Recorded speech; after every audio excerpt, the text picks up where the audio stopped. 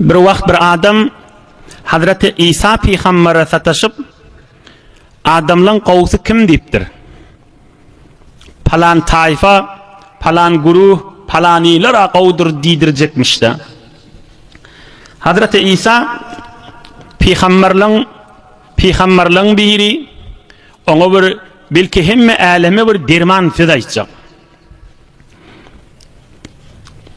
Her eline bir kısım kum alıptır, aham ayasını açıptır kısmını, şu kumun hayfi bir qow dipdir. Biz de kumdan yaradyllyk. Hemme adamlar kumdan yaradyldy. Angrymyz kum.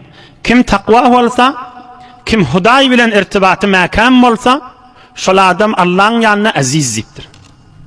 Palani diýer ýaly, ya men bir zat diýer ýaly hiç kim ýagdaýy ýok.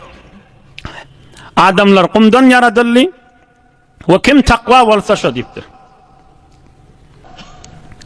Şu Musaylime diýen adam sahabalyň biri, peygamberimizin ýarlarynyň biri, musulman bolmaka şoňa sataşypdyr. Yani sadece aýtsak şu Musaylime bir kafirin birine sataşypdyr. Ýöne şo wagt musulman dämişä.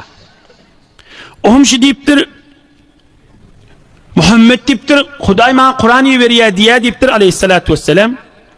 Bilýärmi diýipdir, näme şoňa ýeberilenini diýipdir. Ol adam ki häzir musulman na diýha. Hawa diýipdir, eşitdim diýipdir, wal asr diýen bir surana eşitdim diýip wal asryny okyp beripdir. Sure wal asri okyp beripdir kysgaça. Musulman bolmadyk adam häzir bir Musaylime diýen adam ki özüni peýgamber diýjek bolýar. Ve inniki heftelerde Allah kokladygynyň gelir 10.000 nefer daşyny üýşürip uly sahabalar bilen jeň edip Ebu Bekir Siddiqyň zamanyny uly sahabalar bir betbahtyň goşunynyň elininden şehit bolup öldü. Ebu Bekir Siddiqyň hilafet zamanyna helak bolup zelil bolup dünýeden ötdüýärdi Musaylime. Hulasa ol adam aýdypdyr, "Wal asri surasy abad" diýipdir. Wiş diýipdir o Musaylimede. Bizirge Hudaý maňa diýberýär diýipdir. Ya webir, innama anta udnanu ve sadr ve sairuka hafrun naqr. Özünden Arapça beceri veripdir. Ohum ol adam aýdypdyr, "Wiş" diýipdir. Men diýipdir Muhammed'e ananamak diýipdir aleyhissalatu vesselam. Men şoň ýarynyň biri ede diýipdir. Men sen aýtýan kefiňe ananamakmy? Näme diýipdir 3-4 kelimeden zat bejerdiň diýipdir. Aslen men şu kefiňe ananmaýarlygym özüň de bilýän diýipdir. Näme maskara eden bejeren zadyň diýipdir. Yani şu wagt özünden beceriyen, Kur'an beceriyen diýeni ki bir kafirliň kabul etmeýän zadymış. Indi şu Musaylime öz ýanynyň özü Kur'an beceriýänmiş. Ohum ikinji gaýtar bidirek päl bilen peýgamberimiziň ýene mübarek huzuryna gelipdir. Ve heýure makam dagyk kamilra gaýdyp tun gowjatdan dikkat edin. Indi ikinji gaýtar peýgamberimizin mübarek huzuryna geldi. Unzilu fi dar Ramla ve ujriyat alayhim az-ziyafa فكانوا يؤتون بغداء وعشاء مرة خبزا ولحما ومرة خبزا لبنا ومرة خبزا وسمنا ومرة تمرا ينثر لهم. Kerwan bolup gelipdirler, Peygamberimiz aleyhissalatu vesselam bulara diýipdir, "Palanyň öýüne baryň" diýipdir. Ertilik öýleden soňra bir gedek çörek bilen meske ýag iýberipdir, bir gedek çörek bilen gatyk süýt bilatlary iýberipdir, bir gedek çörek bilen bişirgili et iýberipdir. We kadede hurma taçaň maşyna goýulýanmış ýanky mehmanlara. Ohum bilen hemmeti şolaň içinde Musaylime diýen adam da bar. Mescide girip musulman bolupdyrlar. Peygamberimizin mescidine Medine-i Munawwarada, Mescid-i Nebewi'de. Musulman bolupdyrlar we öwrülip gaýtjak bolanlaryna Musaylime diýen ýanky betbaht ýaşuly garry adamyş öýdi. Bir togur taryhlarda 100-den geçen adam diýip aýtdy ýaşy. Garry adamyş, ýöne özüniň gowresine daýawlyk barmyşda. Ohum ol adam ýanky Musaylime men peýgamber diýjek adam ýükleri saklap şolaň başyndamış. Bilen kawmy Peygamberimiz bilen hoşlaşjak wagtynda bu adam ýokmuş. Ya bil yeşilje durupdyr, ya ýük saklaýanmyş, onu Hudaý bilýär. Ohum kawmy Peygamberimiz bilen hoşlaşypdyr. Ve Peygamberimiz aleyhissalatu vesselam'ın da bir özünün sünneti var. Bir kervan gelse barya qalar şolara sowgat berýärmiş. Oham olar da aýdypdyr, biziň ýaşulymyzyň biri ýüklen maşynna. Yani daňya çödiýe, ýygnaýa. Oham Peygamberimiz aýdypdyr, ine asl şaýy. Ama innehu leysa bi şerrikum makanan. İşkali ýok diýipdir, o da diýipdir, kerwanyň işini bitirdi bolýar diýipdir. Bu kanuny kulli da bir adam hadama bolýar, bir musafira tegdilenni, bir neçe ibadatları, nefilleri edip bilmäni bilen müşkili ýok. O hyzmat edýäti diýdigdan asl manasy. Oham oňa da sowgat beripdir. Birine ýüregini aljak bolup, mehabbet ettirjek bolup, o kawm öwürilip öz owasyna gaşyn gidipdir. Ol ýanky Museyleme owasyna barandan soňra ýene de deppe çykaryp, gurrun çykaryp, şu Peygamber maňa aýdypdyr. Şoň duran ýerde bidirek ýerde diýe men peýgamberligime alamat şo diýipdir. Ýoksa şoňa delil, şoňa manamyşy. Ine menne Kur'an-ı Kerim başarýanyp, ine menne Kur'an-ı Kerim başarýanyp, ine menne Kur'an-ı Kerim başarýanyp özünden Kur'an mejermäge durupdyr. Kur'an nip bolmaýa özünden goşgy mejermäge durupdyr da. Ey cemaatler, häzir çykşda bir ulkan ders aýdylyň, izinden gurrun izini alyp gider. Bir adam Peygamberimizin mübarek huzuruna gelýär. Gollaşyp musulman bolýar. Ýene owasyna barıp şu zatlar tapýa öz owasyna. Ştada iki sorag bar, ikisiniň de jogabyny mäkem aýdyp bererin inşallah gowjetden diňlen. Bire näjire bolýaşlardan Peygamberimize satışyp şu işleri etýär, ulu soragşy. Biride näjire bolýaşyň kowmy, "Öýt nätirip ben diýe kana şonu sesini boğmaýaly." Şu zamanda musulmanın dolu Peygamberimizin ahirki mübarek ömürleri 62-nji ýaşynyň ahyry. Yani Peygamberimizin mübarek ömrüne ýene 4 ay 3 ay galygly. Muharrem, Safar, Rabiul Awwal 2 ay ýarym 3 ay galygly. Näjide şoň kowmy ýerlerden otur diýip şonu boğup basmaýaly. Iki sorag boldy. Awvelki soragyň gurruna şinäjire Peygamberimizin huzuruna gelip şejire gurrun tapýar. Ey cemaatler, ey hacı dedeler, ey mollacanlar, ey soflar, ey ayalo erkek ve tamam musulmanlar. Peygamberimiz bir mana dirman sözü var. İnnemel a'malu kel wi'a'i. İza tabe asfaluhu, tabe a'lah. Ve iza fesede asfaluhu, fesede a'lah. Ey ummetim diýipdir. Adamyň amaly, adamyň edýän işi eýni bir kuýda ýalyr, eýni bir gap ýalyr diýipdir. Eger gabyň etigi arasda bolsa, eger gabyň etigi ýugly bolsa, eger gabyň etiginde hafa bolmasa, nejasat bolmasa, bir isli portadat bolmasa, üstüne bir zat guýsaň o da salim bolar diýipdir. Ine bismillah.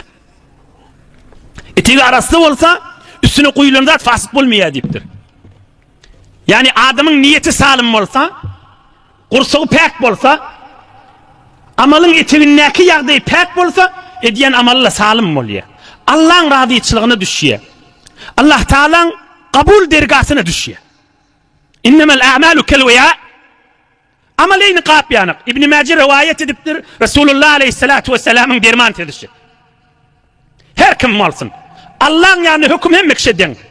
Huday Taala ey gimtelleli ahuncan diyen yeri yok. Ya eyyuhellezine amanu. Ey iman yetiren bendelem diye. Her kim malsın. Niyeti bilkin niyetin eti bayet salim olmalı. Niyeti salim olmak bir zat, niyetin eti de salim olmalı.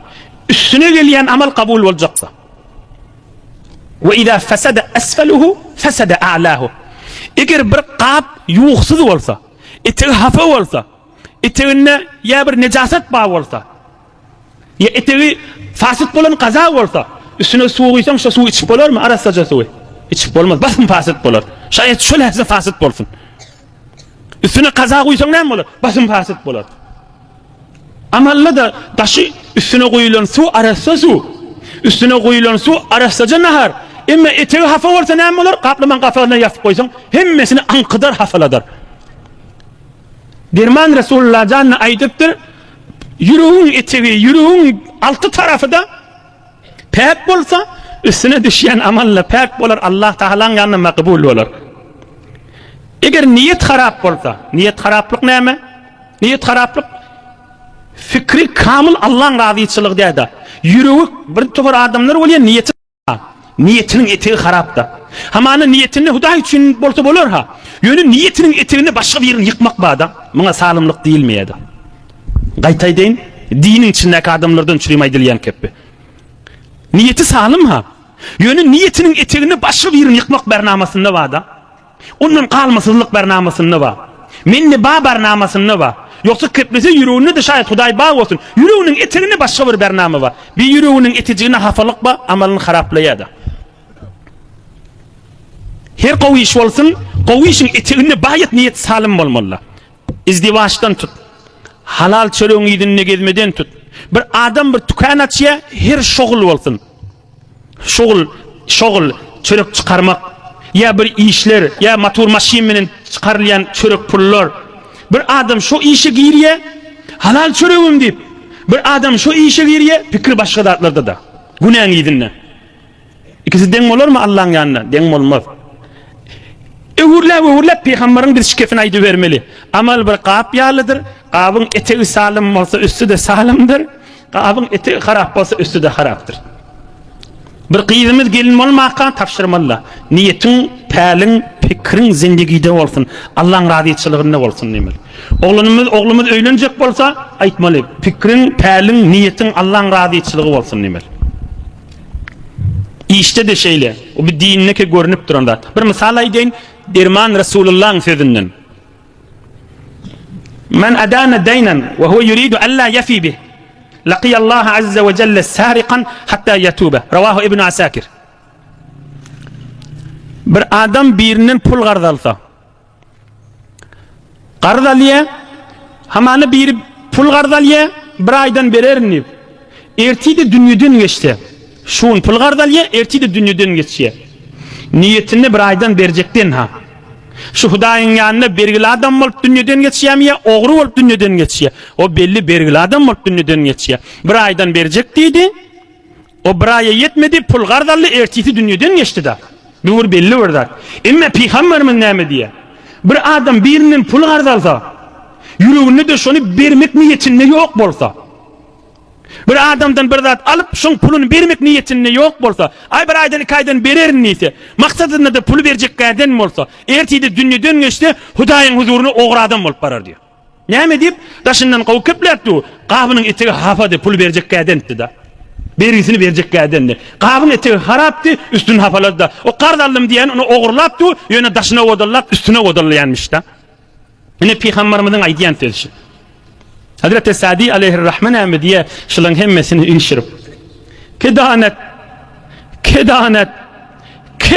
keder bende hak nisti eğer bir vuzu der namaz isti min sadece misal deyin niptir Hazreti Sadi bir adam dehretsiz namaz okuyor dehreti de yok dehret kılmanı namazda duruyor da daşından eline eme olup da eteği hafa dehreti yok vuzu kılmanırda taşından göz desen hey namaz okuyuptu. Allah'ın yanına Hudaya Allah bulur mu şeydi?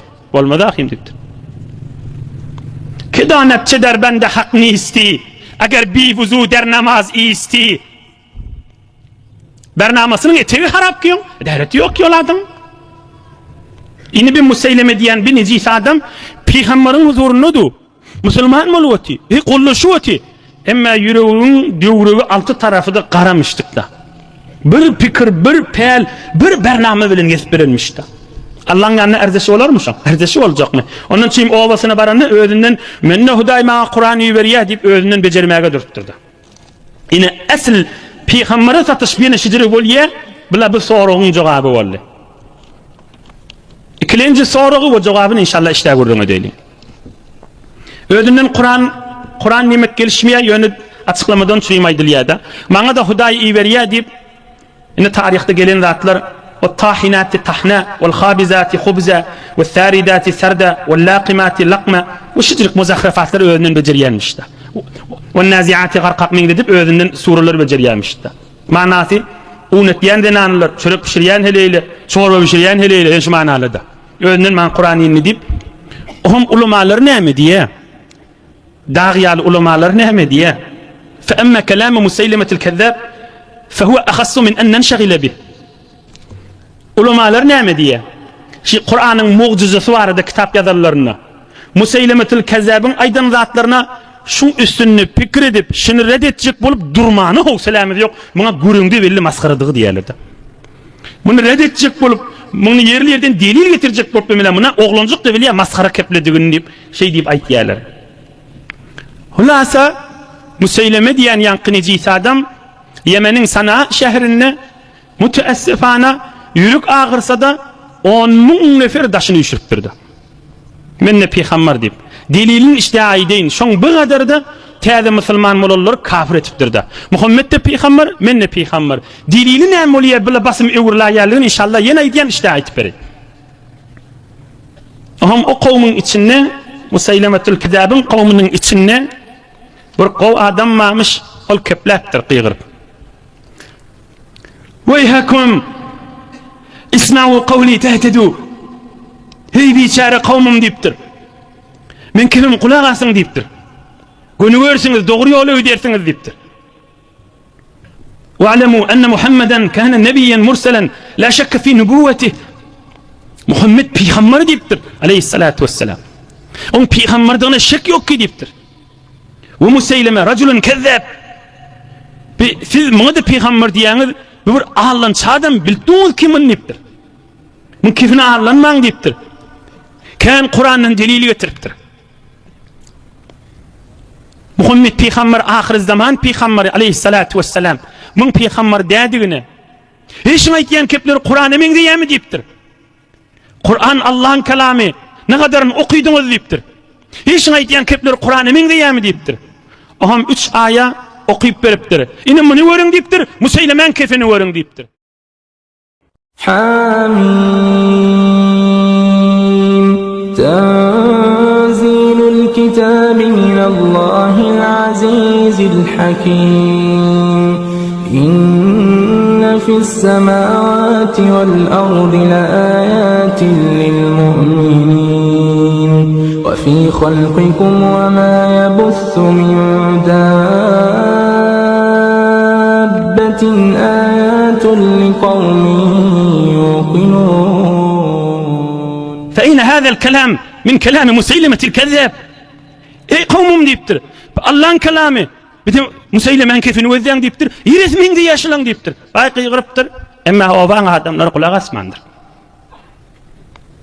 Oham Musaylime özüne kan adam ýüşürip habasatligini, nejisligini öňküden nebeter artdyryp, jüretini artdyrypdyr. Näme owasy taýfadaşlary muny gollaşypdyrlar.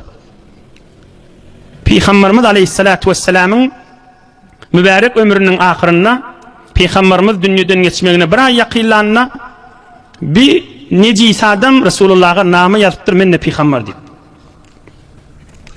Namasyny okyp beren qysgaja we qysgaja da Peygamberimiz de jogap berýär. Ýanky nejis adama. Oň namasy şu. Ýanky nejis adamyň.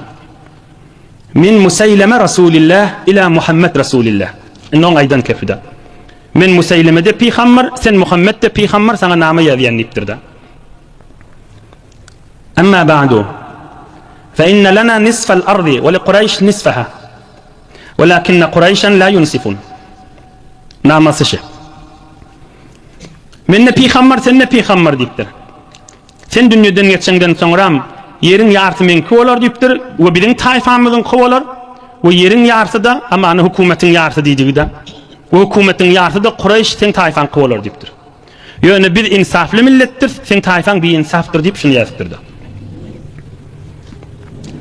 Peygamberimiz aleyhissalatu vesselam namasynyň jogabyny aýdypdyr. Bismillahirrahmanirrahim. Min Muhammedin nabi sallallahu aleyhi ve sellem ila Musaylimatul Kezzab la'anahullah. Amma ba'du fa innal arda lillah yurithuha man yasha'u min ibadihi wal 'aqibatu lil muttaqin. والسلام على من اتبع الهدى. Ahirüzzaman Muhammed Resulullah'dan aleyhissalatu vesselam yalançı olan Musayleme'ge cevabınama olsun. Bismillah'den son aydiyarın yer Allah'ın kıdır, Allah'ın hükmü bilen adamlan kıbolar. Ağıbet, ahiret kim takva olsa, kim hudayi olsa şonkudur. Vesselamu ala men ittaba'al huda. Yerin yüzünde ta kıyamette çeli her kim ak yollu olsa men Muhammed Peygamber taraftan şona salam olsun deyipti. Ine bir de Peygamberimiz aleyhissalatu vesselam'ın birinci cevabı oldu. Ey cemaatla adamın fikrini harap ettiye ah Resulullah canın mübarek ahir ömrünü bir mızahimçılık ediptir bir necis adam. Musayleme diyen kezzab. Neciri ol yaşın taşına adamlar üşüye o da İslam'ın kudret tafan zamanında.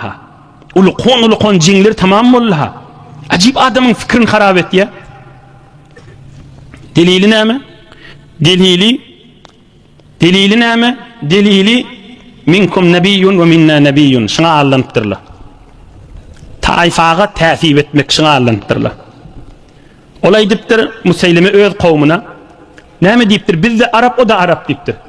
Sizin tayfanızdan ne bir peygamber olsun deyiptir. Ol peygambera dünyadan geçer. Hemmemiz şu Kureyş tayfan ağzını özdeyip durmalı. Bizden ne bir peygamber olsun ne deyiptir. Yine şu kife ağırlanıp şunu değişli, dahiyen olsa, kuduluk bolsa, karınlaşlık bolsa, ganimet teyze Müslüman adam bolsa, hava. Bir de Kur'an'ını özünden Kur'an'ını beceriyenmiş. İçinde biri de o da bir Müslüman Kur'an'ı öktümüş. O da Allah hiç kayseniz iman bağlılığından ayırmasın. O da yalandan aydıp men peygamber bilen oturuşamda da aytiyadi. Men başka da menden başka peygamber var deyip o da ona kömekleşip yine kan adamlar iyidine düşüp ağırlanıp kıskıcı kefi taifak ağırlanıptırlardı. Peygamberimiz aleyhissalatu vesselam aytıptır ey cemaatler. Da'uha fe inneha muntina. Ravahul İmam Bukhari. Da'uha fe inneha muntina. Taifan gurrunu edip Müslüman adam olup davalaşmanı koyun deyiptir.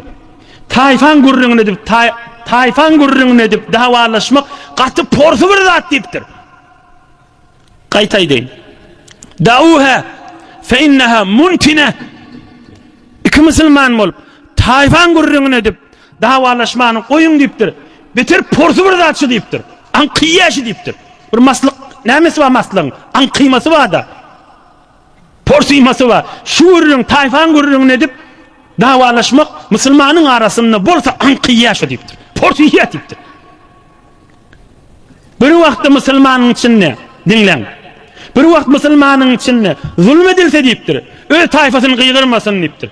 Hay palaniyle yerde siz diymen deyiptir. Hey Müslümanla yerde diyden kıygırın deyiptir. Öyle tayfasını çağırmasın deyiptir. Muhammed Peygamber'in aydan kefş aleyhissalatu vesselam. Bir vakit bir adama zulmedilse, vurulup yenicilse damarını kıygırmasın deyiptir. İmanını kıygırsın deyiptir. Falan tayfa ne mi kuruydu mu diyemasın deyiptir. Hen Müslümanlara ne mi olu deyip keplen deyiptir. Feyalel muslimin deyin. Hen Müslümanla yerde kesbe deyin. İman, İslam, ihsan. Allah'a imanı var adam. Ve Allah'ın buyruğunu amal ettiyen adam. Ve Hudayın huzuruna dön bilen adam aydılayan kefe kulak astın. Allah'a imanı var adam. İslam'a imanı var adam. Ve Allah'ın huzuruna durmağın bilen adam kulak asmalı olar bu buyruğunu. Dinin içinde bir tayfanı ödüne arkadaşlayan adam olsa Muhammed Peygamber şöyle adamı yigreniyedi. Aleyhissalatu vesselam. Koyun şu gururunu deyiptir. Porsiyer deyiptir. Kafirlerin aytlayan gururunu deyiptir. Ne mi deyip bizim Türkmen ilimizin içinde ne kadar mescitlerde tayfan gururunu boluyor. Yerde, bazarda mı? Mescidin içinde Hudayın huzuruna durulayan yerde. Dehret kılıp, iğnini peklep, evin başını peklep, yürüyün onu Hudayın huzuruna deyip yürüyüp varmalı. Mescitte de tayfan davasını etmeli. Ya vursun imami ya azançısı ya cemaati şu tayfan sünni gurrun olup narahatçılık olmalı. Yine de Allah'ın huzurunda duruyasıp durmalı. Müslüman adam mağrayının dir akıp öyle utanmalı hatta. Indi men aştadı gurrun mertdim, men buyur ağlap aytmaly. Ýöne gözlük uğrayıpdyr ahir zaman bolupdyr-da. Ben hem bizire bolmaly musulman adam. Bir mescitte bolmasa ikinci mescitte şu gurrun bada. Bir mescitte bolmasa ikinci men ta'til etmeli. Ey cemaatlar, bir hakıl wakif aýtyp bereýin. Bir wagt sen görýäň-de mescidiňe barýaň şu gurrunlar ba bolsa, şu taýfan gurruny, sen de agdasaň, sana yetmeyenler bu gurrunla diýilajak bolsa, çemesinden ne barp bolmajak bolsa, beter aýdyp da ýörme. Ýöne özüň o gurruna goşulmanjy, kelläň aşak sallap, mescidiň menen jemaatyň menen boluber. Ol bahanaň ýedinä kadym, sen ketmeseň seni öz başyny guruh etjek bolýardy. Ya sen de oň arkasy boljak bolýaň diýip ol dyzypdy dawa etjek bolýardy. Emma Peygamberimiz din musulmançylygyň gurruna şu gurrunlar ey jemaatlar. Ine ýan kadym özde ol kon ki jemaatlar men Peygamber diýip du taýfasy çoňa täsir edip ay hawa bizden de Peygamber bolsun diýip. O da haçan Muhammed Peygamber de Medine-i Münewwerede ba zamanynda aleyhissalatu vesselam. Haklasy ýaňşy. Näjir adam özüni anandyrmaly şekefi. Bolup durşyn anandyryp bolsa bolmasa da. Ýene Abu Bekir Siddiq'in zamanynda Allah'a köp şükür düýünden gofurlýada. İnşallah ol öwlerdegiler Seyfullah bolan Hazreti Halid ibn Velid'i goşullap iýberýär we odal Hazreti Hamza'ny şehit eden Hazreti Vahşi bolan adam odal Allah'ın dosyna öldürüpdim, inni tövbe etdim, Allah'ın düşmanını öldürürnip naýda beren öldürüljek gurrunlar öwdegeler inşallah. Emma taýfan gurrunun özde 10.000 nefer daşyny alyp turşy nejis adamyň. Hemmeti taýfasyny tätip etipdir da. Näme diýip Kureyşden peýgamber bolmaly, näme bizden bolmaly diýip şoňa ýel beripdirler, şoňa arka bolupdyrlar da. Nägadar ýerlerde, her zamanlarda musulmanyň içinde, o da bir peýgamberiň, bu Kur'anyň gurrunundan soňra bir ewliýalary geçipdir. Biziň taýfamyzdan nädip şoň menen bir topar o taýfaň adam salamlaşmany geçipdirler. Didarlaşmany geçipdirler. Nägadar mübarek çeleseler bolupdyr. Yo taýfan gurrunyny giyirip, şoňa barmak nesip etmäni geçip gidipdir. Emma Peygamberimiz aleyhissalatu vesselam öwrläp aýdypdyr, musulmançylyk taýfan gurrunyň diýipdir. Emma içindäki taýfa ol fakat nämeden çürim? Fakat tanyş bolmadan çürim, mehabbetleşmeden çürim, daha ýigillikden çürim gurruny edilmeli zat diýipdir. Mekke-i Mukerreme feth bolanda derman Resulullah aleyhissalatu vesselam kawaňsyny kim çykarýar adam çekmäge? İň taýfasyna ma'ruf, İň ulyk kafir musulmanyň gözüne abreyli, hey wore şerif nesepli adam Araplaryň arasynda şonu çykarýarmy? Ýa-da kellesine giýmäni böwrügi ýok, aýagyna giýmäni kowşy ýok, göbeginden ýokarda örtmäni parçasy ýok, garyp bolan, özü bar Etiopiýli bolan, odal Mekkeň kafirler innemeýän adamsy, emma bitin musulmanlaryň mahbuby bolan Hazreti Bilal muezzini bar şoň kawaňsyna çykdy adam çekdiýärmi? Näjreten taýfan üstülen gurrun etjek. O musulman bolmady kafirler barmy da gurrun etipdirler. Bu garanam diýip Kaaba çykýar, bu näjere bolýar diýip. Allah Taala aýat indirýär bu gurrunlary häzir girmäýli. Kim takwa bolsa Allah'ın ýanyna aziz şu. Bu musulmanna şonu söýmeli.